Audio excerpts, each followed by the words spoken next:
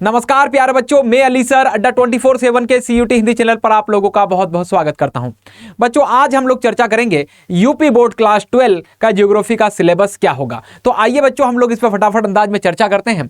बच्चों, जो आप लोगों का जो कक्षा 12 है, इस भूगोल का जो आप लोगों का सिलेबस है वो 3 पार्ट में बटा है। कितने पार्ट में बटा है बच्चे? 3 पार्ट में। एक खंड का है बच्चे, एक खंड का है, एक आप लोगों को खंड खा देखने को मिलेगा और एक खंड आप लोगों को गा देखने को मिलेगा बच्चे। तो 3 खंडों में 3 पार्टों में आप लोगों को आपका सिलेबस यहां पर देखने को मिल जाएगा।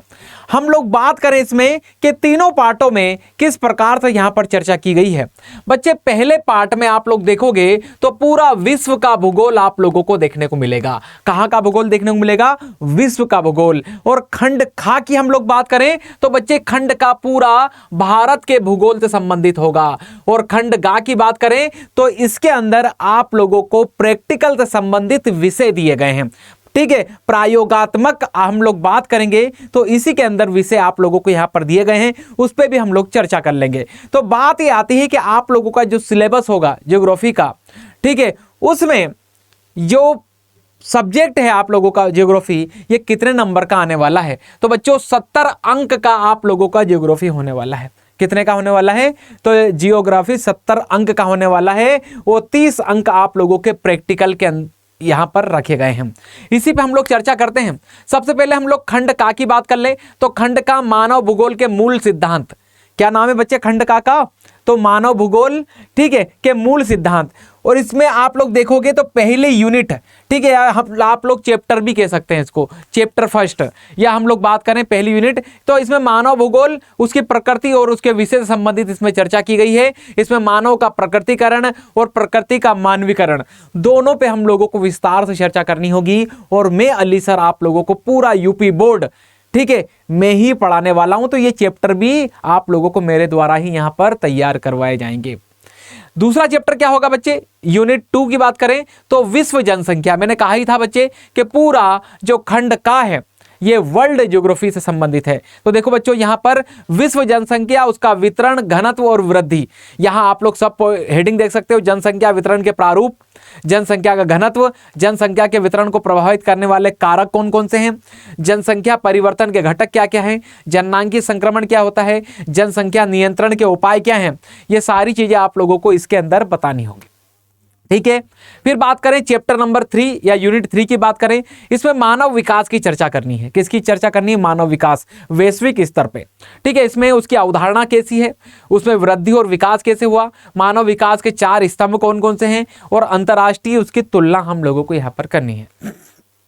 आगे चर्चा करें, ठीक है, चैप्टर नंबर हम लोग 4 की बात करें, यूनिट हम लोग 4 की बात करें तो इसके अंतर्गत प्राथमिक क्रियाकलाप आएंगे। इसके अंदर क्या आएंगे बच्चे? प्राथमिक क्रियाकलाप। इसमें अखेट, भोजन संग्रह, पशुचारण, कृषि, निर्वाह कृषि, आधुनिक कृषि, कृषि तथा संबंधित क्रियाओं में संलग्न लोग, खनन, चयनित और कुछ देशों के उदाहरण आप लोगों को यहाँ पर देखने को मिल जाएंगे।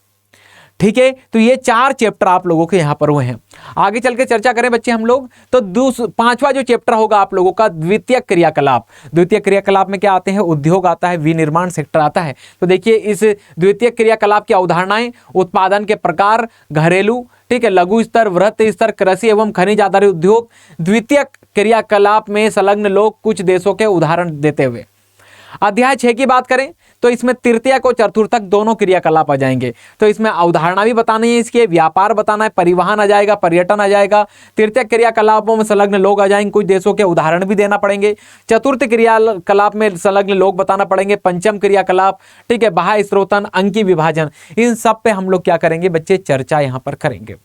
फिर बात करें चैप्टर नंबर 7 की तो परिवहन एवं संचार। परिवहन संचार, इसके अंदर वैश्विक स्तर पर जो हम लोगों को परिवहन देखने को मिलता है, उसके जो साधन देखने को मिलते हैं, उस पर चर्चा करनी है हम लोगों को। संचार की भी इसी प्रकार यहाँ पे चर्चा करनी पड़ेगी। तो भू परिवहन, सड़कें, रेल मार्ग, अंतर महाद्वीपीय रेल मार्ग, जल परिवहन, अंतर्देशीय जल मार्ग, प्रमुख समुद्री मार्ग, वायु परिवहन, अंतर महाद्वीपीय वायु मार्ग, तेल गैस पाइपलाइन, उपग्रह संचार तथा साइबर स्पेस, भौगोलिक सूचनाओं का महत्व तथा उपयोग, इन सारी चीजों पे आप लोगों को इस चैप्टर के अंदर स्टडी करना है। ठीक है, आगे चल के बात करें चैप्टर नंबर 8 की, तो इसमें अंतर्राष्ट्रीय व्यापार, इसमें किसकी चर्चा करेंगे बच्चे हम लोग, अंतर्राष्ट्रीय व्यापार की। इसमें उसका आधार क्या है, उसके प्रकार क्या है, बंदरगाह क्या है, बदलते प्रतिमान क्या है, अंतर्राष्ट्रीय व्यापार के प्रवेश द्वार और पतन के प्रकार आप लोगों को यहां पर बताना है। तो ये 8 चैप्टर आप लोगों को, ठीक है, विश्व भूगोल के यहां पर देखने को मिल जाएंगे।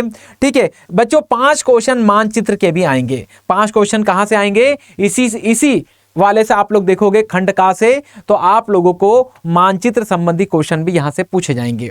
ठीक है, चलिए आगे बढ़ते हैं। अब बच्चे खंड खा की बात करें, किसकी बात करें, खंड खा। इसमें भारत के लोक और अर्थव्यवस्था, देखिए मैंने कहा था आप लोगों को कि खंड खा में भारत की इकोनॉमी की चर्चा की गई है, भारत के भूगोल की इसके अंदर चर्चा की गई है। ठीक है, तो यहां पर इसी पे आप लोगों को बात करनी है। इसकी पहली यूनिट की बात करें तो इसमें भारत की जनसंख्या वितरण घनत्व वृद्धि संगठन, जैसा कि वैश्विक स्तर पर हम लोगों ने दूसरा चैप्टर देखा था, वैसे यहां आप लोग देखोगे तो पहला चैप्टर है जिसमें जनसंख्या वितरण घनत्व वृद्धि, जनसंख्या का संगठन, भाषाई संगठन, धार्मिक संगठन, जनसंख्या वृद्धि, ग्रामीण शहरी जनसंख्या वृद्धि में क्षेत्रीय विभिन्नताएं, श्रमजीवी जनसंख्या का संगठन, इन सारी चीजों पे हम लोगों को यहां पर चर्चा करनी है।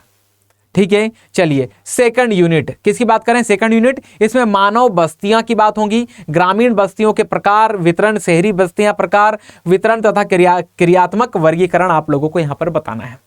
ठीक है, आगे चल के बात करें यूनिट थर्ड, किसकी बात करें, यूनिट थर्ड, इसमें क्या बताना है, तो भू संसाधन तथा कृषि चर्चा करनी है। इसमें कृषि भूमि उपयोग, मौलिक दशाएं तथा मुख्य फसलों का वितरण, जैसे गेहूं, चावल, चाय, कॉफी, कपास, गन्ना तथा रबड़, कृषि विकास तथा समस्याओं पे आप लोगों को यहां पर चर्चा करनी है। फिर बात करें जल संसाधन, ठीक है, इसकी उपलब्धता बतानी है, उपयोग बताने, सिंचाई के घरेलू उपयोग बताने हैं, औद्योगिक तथा अन्य उपयोग बताने, जल की कमी तथा संरक्षण की जो विधियां हैं, रेन वाटर हार्वेस्टिंग क्या है या वाटर शेड प्रबंधन क्या है, इन सारी चीजों पे हम लोगों को विस्तार से यहाँ पर चर्चा करनी है। आगे चल के चर्चा करें इसमें, तो इसमें अगला जो चैप्टर आएगा बच्चे सेकंड बुक के अंदर आप लोगों की, इसमें खनिज ऊर्जा संसाधन आएगा चैप्टर नंबर 5। इसमें धात्विक खनिज आ जाएंगे, जैसे तांबा, बॉक्साइट, मैग्नीज। अधात्विक में अभ्रक आ जाएगा, खनिज पारंपरिक, और हम लोग पेट्रोलियम, कोयला, प्राकृतिक गैस, जल विद्युत देख लेंगे। गैर पारंपरिक में सौर, वायु, बायोमास जैसे स्रोत हम लोग देख लेंगे ऊर्जा के। चैप्टर नंबर 8 की बात करें, चैप्टर नंबर 6 की बात करें तो भारत के संदर्भ में नियोजन और सतत पोषणीय विकास। इसमें पंचवर्षीय योजनाओं में, ठीक है, क्या क्या लक्ष्य निर्धारित किए गए थे और सतत संपोषणीय विकास क्या होता है, इसके ऊपर हम लोगों को डिटेल में यहां पर चर्चा करनी है। तो भारत में नियोजन में लक्षित नियोजन, ठीक है, ये हम लोगों को यहां पर बताना है। सूखा संभावित क्षेत्र विकास कार्यक्रम क्या है, ठीक है, और सतत पोषणीय विकास का विचार क्या है, और केस अध्ययन, इस पे हम लोगों को करना है, केस स्टडी यहां पर करनी है। ठीक है, फिर बात करें अगली हम लोग यूनिट की, ठीक है, तो 7वीं यूनिट परिवहन एवं संचार। ठीक है, इसमें परिवहन, संचार, सड़कें, रेल मार्ग, जल मार्ग, वायु मार्ग, तेल गैस पाइपलाइन, भौगोलिक सूचना एवं संचार नेटवर्क, ये पूरा के पूरा भारत के संदर्भ में आप लोगों को यहां पर बताना है। फिर बात करें अंतर्राष्ट्रीय व्यापार, भारत के विदेशी व्यापार के बदलते पैटर्न, पतन और उनके पृष्ठ प्रदेश एवं हवाई अड्डे। ठीक है, सब भारत के संदर्भ में सारी चीजें आप लोगों को यहाँ पर देखनी है। जैसे खंड का में वैश्विक स्तर पर देखना है, उसी प्रकार इस खंड के अंदर आप लोगों को भारत के संदर्भ में सारी चीजें यहाँ पर देखनी है। आगे चल के बात करें तो यूनिट 9 की बात करें तो बच्चों इसमें भौगोलिक परिप्रेक्ष्य में चयनित कुछ मुद्दे एवं समस्याएं हैं, जैसे पर्यावरण प्रदूषण, जल प्रदूषण, वायु प्रदूषण, ध्वनि प्रदूषण के अध्ययन, ग्रामीण एवं शहरी प्रवास के अध्ययन, गंदी वस्तुओं की समस्याएं, भू निम्नीकरण के अध्ययन, सारी चीजें यहाँ पर देखने को मिल जाएंगी।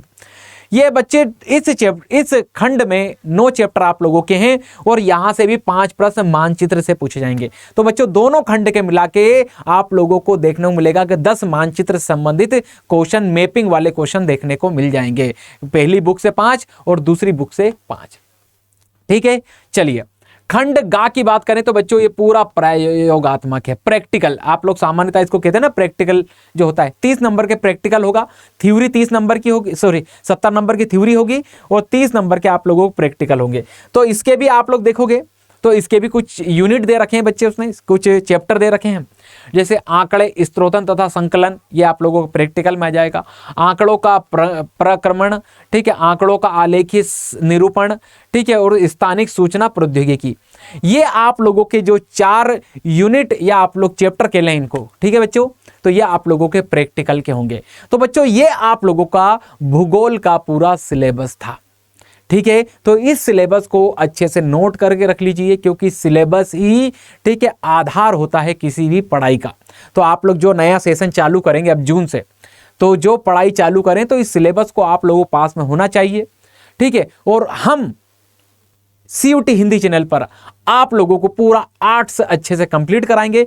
पीसीएम वाले बच्चे भी हैं तो उनको भी हम लोग यहां पर अच्छे से यूपी बोर्ड की तैयारी करवाएंगे।